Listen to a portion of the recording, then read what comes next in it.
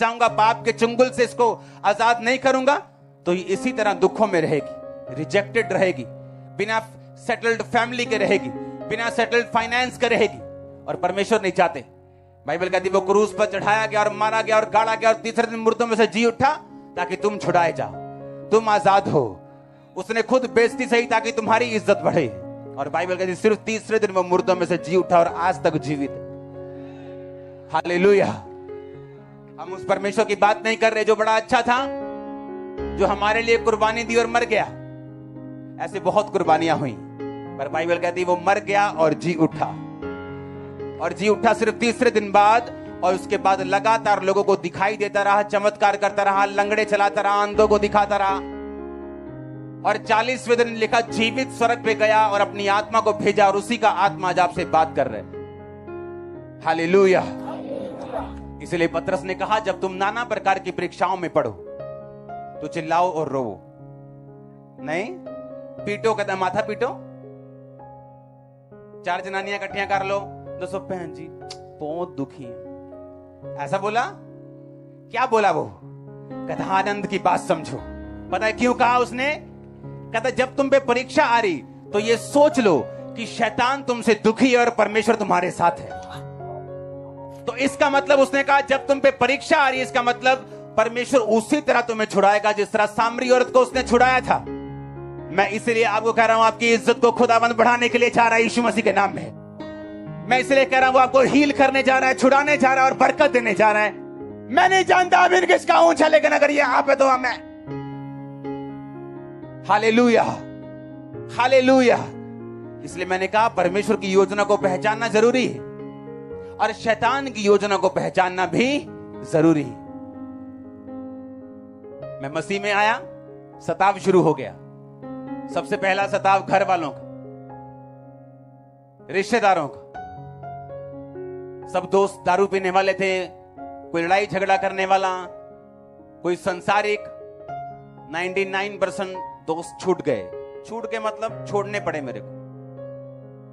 अब दोस्त है नहीं, घर वाले पहले नहीं पूछते, रिश्तेदार खिलाफ हो गए, तो बचा कौन? कोई नहीं।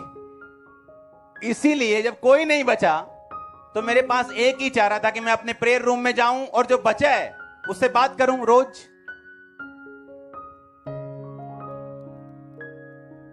मेरे रिश्तेदार ने बोला आ इधर, तेनू स्वाद आ पता है, आ देख। ऐसे तीखी बातें आप इमेजिन नहीं करोगे। मैं जो कह रहा हूं ना, मैं घमंड नहीं कर रहा हूं। और आज से 16 साल पहले, 17 साल पहले उसकी निगाह में मैं बेवकूफ था। इमेजिन करो अगर मैं झुक जाता तो आज इतना कुछ ना देख पाता। क्योंकि शैतान देखता है, वो रोशनी देख सकता है, वो ब्लेसिंग देख सकता है, वो योजना देख सकता है। उसे मालूम है कुछ खुदावन तुम्हारी जिंदगी में करेगा, तुम एक स्टार हो, तुम एक हीरो हीरोइन हो। इसलिए वो क्या चाहता है? या तो पाप में गिराए, या विरोध से डरा दे, धमका के बिठा दे। कोई झटका बड़ा लग गया, बंदा कहां है जी? चर्च मिला ही नहीं जी। क्या हो गया था? उसकी बेटी को पूछो क्या जी, चर्च ही नहीं आया। क्योंकि शैतान को मालूम है तुम्हारी कमी क्या, कमजोरी क्या, कहां से तुम्हें पकड़ेगा और तुम बैठ जाओगे। इस दुनिया में, इस धरती के ऊपर, इस आसमान के नीचे अपनी एक भी कमजोरी मत रखना, नहीं तो शैतान उसी को पकड़ लेगा। कोई भी कमजोरी नहीं होनी चाहिए, कोई फियर नहीं होना चाहिए। हालेलुया। परमेश्वर की योजना है तुम्हारी लाइफ के लिए और शैतान की भी है। जब परमेश्वर की है तो शैतान पूरा तो नहीं देख सकता, पर थोड़ा देख सकता है। उसे कुछ पता है, वो जोर लगाता है इसीलिए कि कल को ये मेरे लिए थ्रेट बन जाए, मेरे लिए मुसीबत बन जाए, इसको आज गिराओ। बोलो अपने पड़ोसी को हमें बच के रहना। फिर से बोलो अपने पड़ोसी को, बोलो बच के रहना।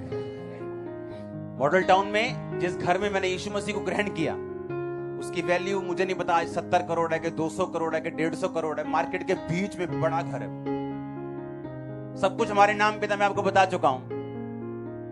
एक तरह से हम ही उसके ऑनर बनते थे, लेकिन एक्चुअल में वो घर हमारा नहीं, हमारे आगे किसी व्यक्ति का था। और उस घर को छोड़ने का अगर हम 20 करोड़ मांगते, 10 करोड़ मांगते, कोई हमें लॉ के हिसाब से उस घर से निकाल नहीं सकता था।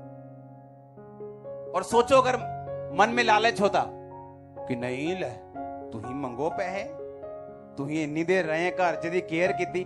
ड्रामे करता है शैतान 100 तरह के, वो आपको 100 तरह की बातें बहाने सब करेगा, लेकिन आपका मन जानता है कि जो ये है वो क्या है, गलत है। उस घर को छोड़ा बिना पैसे लिए, और ये नहीं कि आगे कोई अच्छा ऑप्शन था। उस घर से निकलकर रेंटेड हाउस में हम रहे हैं, बूटा मंडी में। यहां बूटा मंडी है पीछे, रेंटेड। अब एक कोठी दी, उसके एक साइड हमने रेंट पे ले ली, वहां रख लिया सब कुछ। इमेजिन करो अगर वो पैसे हम ले लेते या वहीं कहीं एडजस्ट हो जाते मॉडल टाउन, तो आज हम यहां ना होते इस 50 एकड़ के ग्राउंड।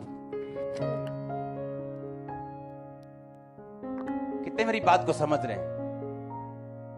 शैतान चाहता आप छोटा सोचें, वो चाहता आप फंसें, शरीर के कामों में निकलें आप, ताकि वो बड़ी योजना को रोक दे। तो किसी भी वस्तु का लालच मत कर। किसी के गधे का, किसी के बाइक का, किसी की कार का, किसी के घर का, किसी की पत्नी का, किसी के बच्चे का, किसी के नौकर का तो लालच मत कर। क्योंकि जिस परमेश्वर ने आपको बनाया है, उसने आपकी सभी जरूरतों को भी बनाया हुआ। वो जानता है आपको क्या चाहिए, कब चाहिए, कितना चाहिए। मेरे पास आज जो है मुझे उतना चाहिए। मेरे पास आज जो नहीं है, जो मैं मांग रहा हूं खुदावंद से, वो इसलिए नहीं है आज क्योंकि मुझे चाहिए नहीं एक्चुअल में। जब चाहिए होगा वो भी आ जाएगा। पौलुस ने कहा मेरे पास सब कुछ और मैं सब कुछ कर सकता हूं। और यही आपकी लाइफ। अपने आप को परमेश्वर की निगाहों से आज से देखना शुरू करो कि अगर शैतान आपको खींच रहा है पाप में, संसारिकता में, विरोध से, सताव से, दुखों से, बीमारियों से, इसका मतलब कुछ है जो वो देख रहा है और आप नहीं देख रहे। आपको परमेश्वर के करीब आना है और देखना है फिर वो क्या करता है आप लोगों के लिए। करीब कैसे आएंगे? प्रार्थना में, रोजों में, पापों को छोड़ के उसके पास आएंगे। एक दिन मैं सुबह उठा, और ऐसा नहीं कि मैंने एक रात पहले कोई स्टडी उस विषय में की हो, या मैं ध्यान मैंने उस विषय पे लगाया हो, या कोई स्टोरी देखी हो, इंटरनेट पे कुछ देखा हो। जैसे मैं सुबह उठा, स्वर्गदूत बोला डैनियल। मैंने डैनियल की पुस्तक नहीं पढ़ी, मैं डैनियल की किताब नहीं पढ़ रहा था, बाइबल नहीं पढ़ रहा था, 2 दिन पहले नहीं पढ़ी थी, हफ्ता पहले भी नहीं पढ़ी थी,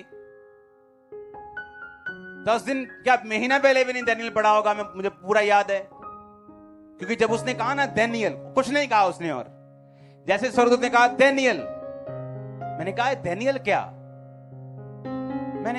मुझे पढ़े भी काफी देर होगी डैनियल में, और रोज बाइबल पढ़ता हूं, लेकिन मैं अलग कॉन्टिन्यूस पढ़ता हूं, ताकि जब मैं बाइबल पढ़ूं, नया नियम पुराना नियम इकट्ठा, कुछ भी छूटे ना, मैं बैलेंस बना के पढ़ता हूं बाइबल।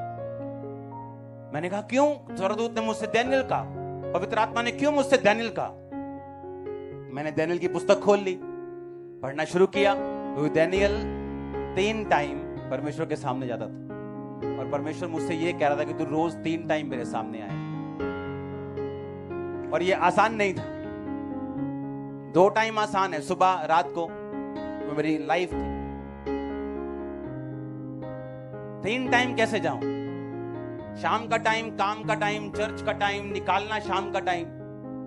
घंटे मेरे पूरे थे जितने होने चाहिए, पूरे टकाटक घंटे पूरे लग रहे हैं परमेश्वर। लेकिन शाम का टाइम भी मैंने अपने बच्चों को आदत डाली रोज प्रार्थना करने की।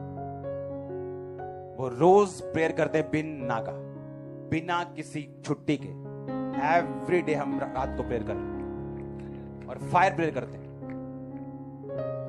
जब मैंने अपने बच्चों को लीड किया फायर प्रेयर में, अब मेरी भी दिन में 3 बार हो चुकी है प्रेयर। और आप इमेजिन नहीं करोगे, जब जैसे ही खुदाबंद आपको बोलता है और आप उसे पूरा करना शुरू करते हैं, कि वो कैसे रास्तों को खोलता है जब आप उसकी स्पिरिट की आवाज को सुनते हैं।